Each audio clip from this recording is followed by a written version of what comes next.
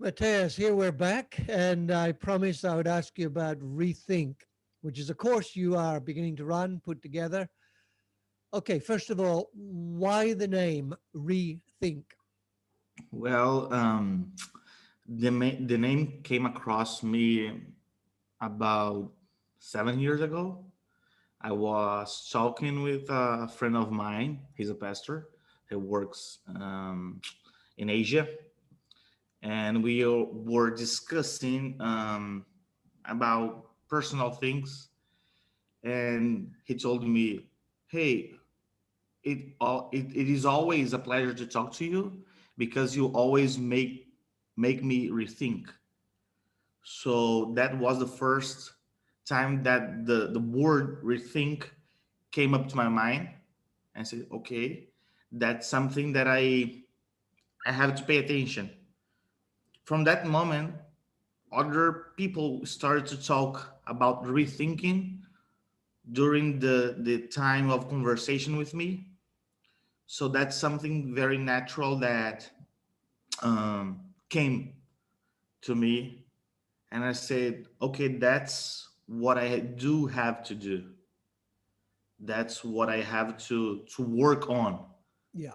So, just a few headlines. What kind of areas are you passionate about where people need to rethink?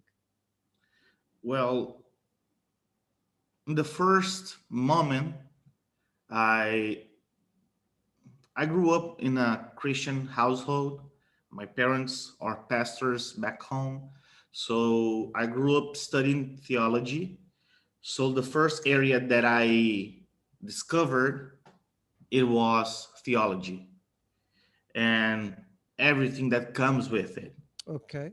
All right. So, but right now, since I'm living outside the country, having new experience, studied education here in Canada, and other kind of stuff, I saw that we had to rethink more than just our conception of God.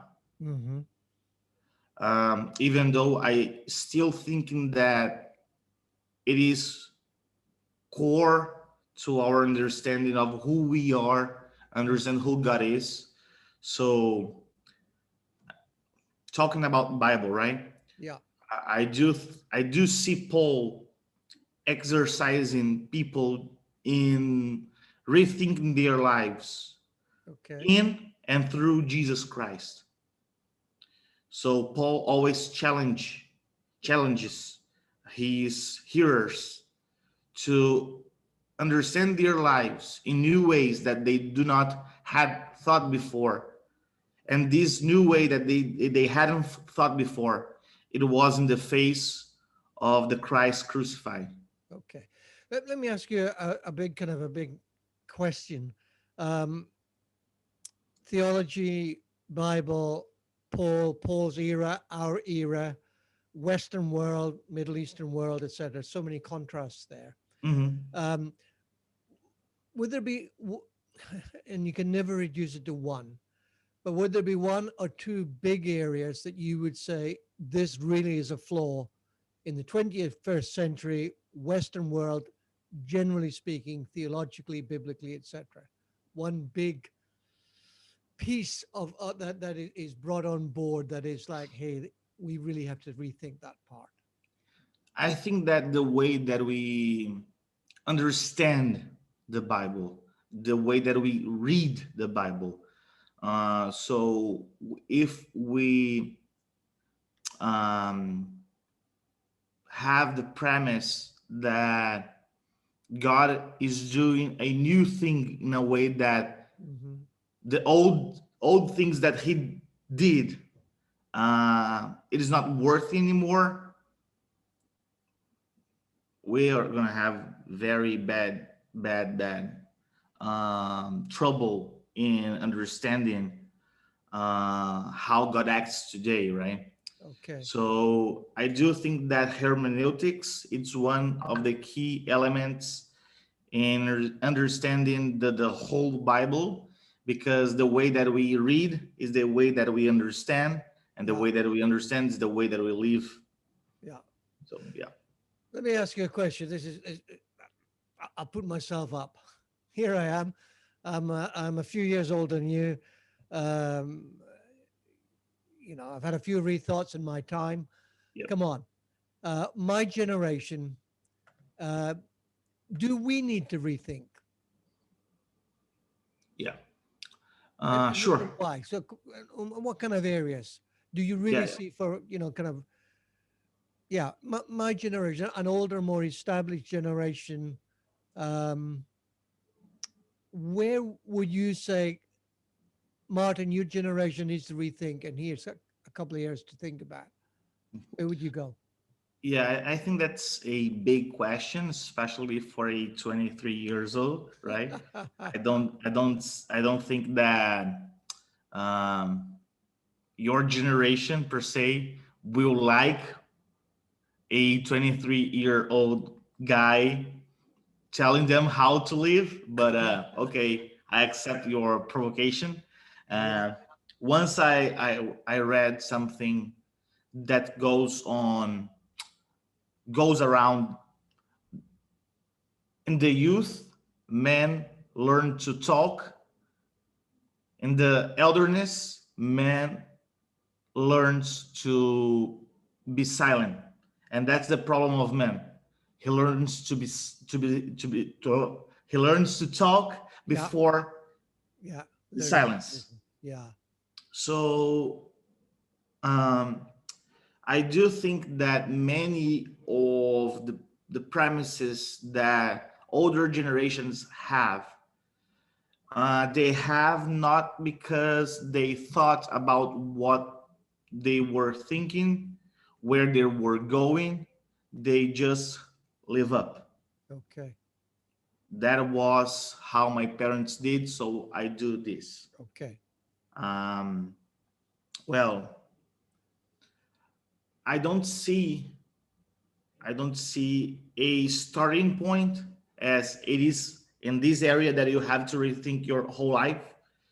I think that's kind of personal, and I think that the trigger to this, it is also personal because in my life it was um, theology, Hmm. but I know other people that they start to rethink their life because of deception in their relationship or education or whatever. Yeah. Um, but I do think that rethink, it is not think again, but is to think in new ways of thinking. Okay. Yeah. because someone can hear rethink and they can say, okay, I'm gonna think again the same thing that I have ever thought. Mhm. Yeah. That's So, not I mean, are gonna work. you in that? Are you looking to provoke questions that push me? I say me, push one to think outside the box, to think beyond the boundaries I've thought in before. Yeah, I mean, is that part of the premise behind Rethink for you? yeah, sure. That's part of the work that we are going to do it. I do think that questions are more important than answers. Okay. So I had a professor in my first university that he always said to me, um, what moves the world, it is not the answers. Hmm. So if we don't know how to question things, we will never Yeah. move forward. Yeah. So I think that part of the work that we have to do, it's to teach people how to question things, Excellent. how to think in new ways, Yeah. how to rethink their own premises, their own biases. Because if we do not understand that everyone has its own bias, that isn't gonna work Yeah. for us. Yeah. Excellent.